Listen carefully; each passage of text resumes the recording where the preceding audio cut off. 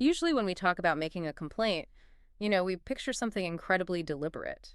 Right, like something very controlled. Exactly. You sit down at a keyboard, you marshal your arguments, you draft a strongly worded email, and you hit send. It's an intellectual exercise. It happens entirely in the mind. Yeah, safely behind a screen. But look at what actually happens to a person when they have to stand up to power in real time. The physical reality of it. Right. The shaking hands, the sudden loss of peripheral vision, the voice that, inexplicably forgets how to stay steady no matter how much you practiced in the mirror. Because suddenly, a complaint isn't just a document anymore. It is a severe biological event. It really is. Welcome to today's deep dive. We are taking you on a journey into how we stand up to power, quite literally, through the lens of a fascinating academic chapter. It's by teacher and scholar Ileana Jimenez, and Yeah. it's titled Embodied Willfulness. Yes. And our mission today is to explore this radical idea that your physical body might actually be fighting back, even when your conscious mind is completely paralyzed by fear. It's a remarkable piece of research. Jimenez blends critical feminist theory with a very real, very high-stakes story of teenage activism. And to help you navigate this complex story, we have organized the source material into a virtual slide deck. Think of it as a visual map for your ears. Yeah, we will explicitly call out the slide numbers as we move through the different phases of the narrative, so you always know exactly where we are. It keeps us all on the same page. Definitely. And before we pull up that first slide, I need to point out how Jimenez sets the stage for her research. She anchors her timeline using some, highly polarized, high-stress public events. Specifically, the 2016 Trump election era. Right, and Congresswoman Alexandria Ocasio-Cortez's recounted experiences during the January 6th Capitol riot. And I want to be super clear here for you listening. We are not taking any political sides or endorsing those viewpoints. Absolutely not. But we have to report on how the author uses these events. Exactly. Merely to establish the timeline and illustrate a psychological mechanism, the idea that trauma compounds on each other. Understanding the compounding effect is critical. Jimenez uses AOC's recounting of her trauma to demonstrate what happens psychologically when marginalized individuals face the tactics of abusers. Because trauma isn't just a memory, right? No, it alters the brain's threat detection system. When a new threat occurs, it stacks on top of the old biological responses. The nervous system echoes every past vulnerability. So it's really about the physical mechanism of trauma, which transcends any political stuff. Okay, so let's start with slide 1. This introduces the theoretical foundation of the source. Slide 1 introduces us to the concept of complaint as feminist pedagogy. This is a theory coined by the theorist Sarah Ahmed, and she completely flips the script on what it means to be a complainer. She really does. In our society, complaining is almost universally viewed as a negative. Oh, for sure. If you complain, you're just difficult. You're whining. You're bringing down morale. But Ahmed argues that complaining is actually an act of profound disobedience. To complain is to critique power. It turns the complainer into what she calls a feminist killjoy, someone who refuses to be happy with an unjust status quo. Exactly. Okay, let's unpack this for a second. Because I hear the word complaint and my brain immediately goes to, a Yelp review. Right, the soup was cold. Yeah, 1 star. Or a passive grievance about someone leaving a mug in the office sink. How does a complaint become an active pedagogy? Like something that teaches? Well, what's fascinating here is that persisting with a complaint is the disobedience. Just the persistence. Yes. The act of expressing yourself when marginalized is a vital tool for teaching an institution about its own blind spots. By refusing to be agreeable, you force the institution to confront what it's ignoring. The friction you create is the lesson. Precisely. You become a problem simply by naming the problem. Okay, that makes sense. Moving to slide 2. We shift from theory to the actual events at a New York City high school in the fall of 2016. This is where things get very real. Yeah, so Jimenez and her students are doing a short course on rape culture. They're exploring intersectional feminist theory. And they make this wild discovery. The inciting incident. Right. They discovered the school handbook has absolutely no sexual harassment policy. None at all. 0. And the specific details are just absurd. There was a literal blank space in the handbook tucked right between the rules for theft and the rules for tobacco use. It's just staggering when you think about institutional priorities. It's like finding a map of a city and the most dangerous neighborhood is just left completely blank. That's a great way to put it. And it's incredibly ironic because this school was widely praised as being socially conscious. Wow, really? Yeah, yet they had this abyss of non-action. But the students, they didn't just accept it. They transformed their classroom learning into real-world action. They became the killjoys. Exactly. Jimenez describes this as creating an effective pressure valve. The students had all this lived experience of harassment, and the pressure was building. They needed a valve to release it. Which brings us to the release. Let's turn to slide 3. We are diving into the climax of the students' activism. The school assembly. Yes. So let me set the scene.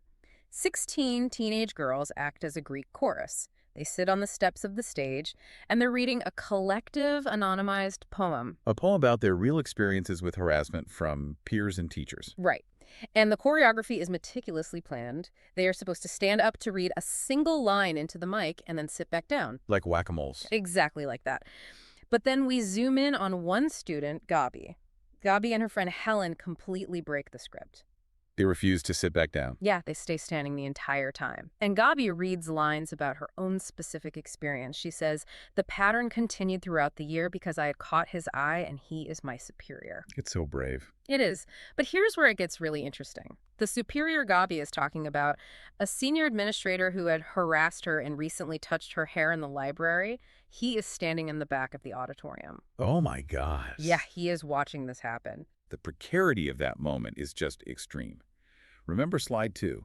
There was no policy to protect Gabi. So naming him directly would result in massive retaliation.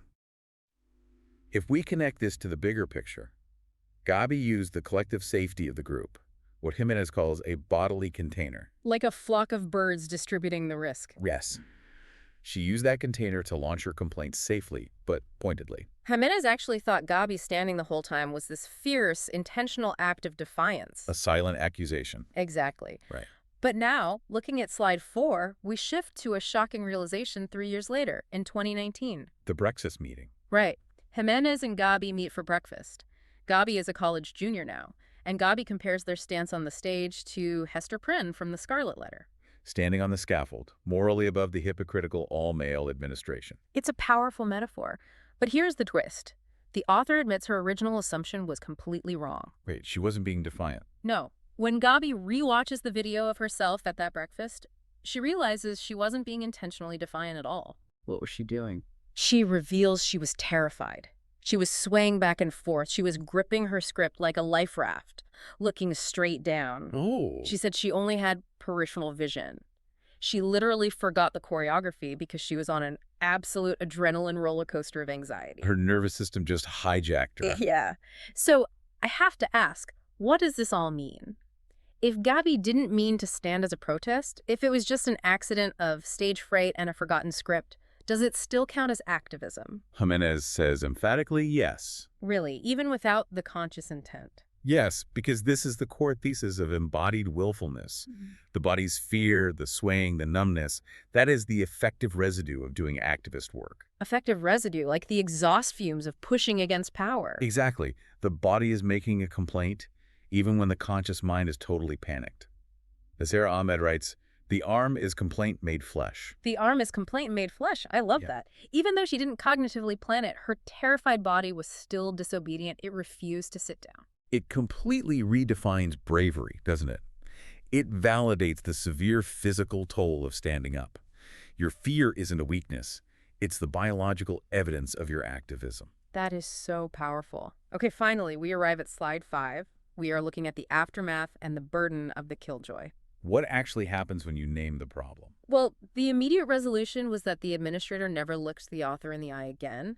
But more importantly, he never bothered Gabi again. That boundary was drawn. Yes. And in 2018, the school finally instituted a sexual harassment policy. They filled in that blank space. A huge victory. But Jimenez highlights that Gabi is still doing this work in college. She's researching her own archive of middle and high school trauma. It never really ends, does it? No, it doesn't. And this raises an important question about the hidden labor of activism. It's not just about shiny, neat victory stories. Right, it's messy. It is about the harrowing solitude and the ongoing emotional toll placed on marginalized students and teachers. The burden doesn't vanish just because a policy gets signed. Think about that for a second, you listening. Think about the times you've had to point out a flaw in your workplace or, call out a bad dynamic in a friend group. It's exhausting. It is. Think about how your body reacted, the shaking hands, the racing heart. That isn't weakness. According to this research, that is your body doing the heavy lifting of resistance. It's your biology refusing to be comfortable with something wrong. All right, let's briefly recap our journey today. We started with slide 1, unpacking the theory of complaint as feminist pedagogy. And the power of the killjoy. Then we moved to slide 2, discovering that terrifying blank space in the handbook. Slide 3 took us into the assembly with the whack-a-mole choreography and Gabby's disobedience stance. Facing her abuser in the room. Yeah. Slide 4 revealed the truth about her swaying body, teaching us about embodied willfulness. And slide 5 showed us the eventual policy change alongside the heavy, ongoing burden of that activism. It really is a profound shift in how we view resistance. It is. And we want to leave you with a final, lingering thought to explore on your own. Yeah. We spend so much time thinking about the words we use when we finally decide to speak up. We draft the emails, we practice the speeches. We try to be perfect. Exactly. But if our bodies are capable of embodied willfulness, what silent complaints is your body making right now in your daily life that your conscious mind just hasn't been brave enough to read yet? That is such a fascinating question. What is your biology trying to tell you? Thank you so much for joining us on this deep dive today. Keep questioning the blank spaces in your own worlds, and we will catch you next time.